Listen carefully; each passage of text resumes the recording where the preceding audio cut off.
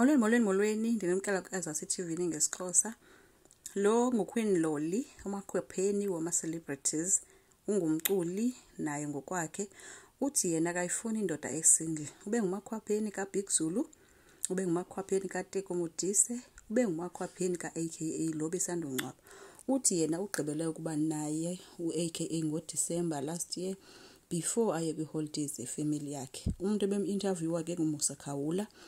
Uthi u-AKA ininzi into bemenzela yona, uzibalile ke nokudlala komculo wakhe ku-MTV ngamandla ka-AKA.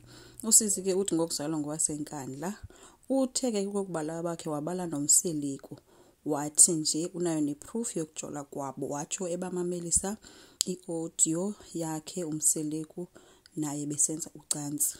Ube nayo nevideo ke apha athi uyavela uMseleku kuyo, kodwa abesithi uMusa akamboni kudala ebanejonga. Utheni ngamboni nje. Ethi ke wena ke ucinga uzoba ngunamba bani ke ngoba kaloku thina sazi uMacele, uMayeni, uThobile, then kube nguMangwabe. Uthe yena uzoba ngumfazi wesithathu. Biba confuse ke lento ethi kanjani ngoba kaloku bona baza abafazi abayi-4 bakaMseleku. Kanti lonke elixesha usithathetha yonke lento uthetha ngompumelelo unyana kaMseleku noMayeni. Ethi yena bengeke adajole notata wekhaya, uthetha ngonyana wakhona lo onabafazi ababini.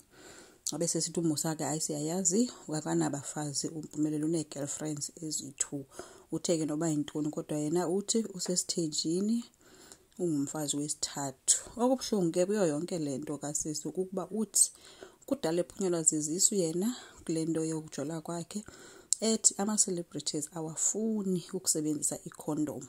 Ethi bonke abalala nabo abayifuni i-condom. So naye ke akanalo ixesha lezifo ke cacile ngoba uba kufumana le ayifunayo kuyenzeka. Enkosi ngicela siqhubeke sicommente, silike, subscribe. Bye.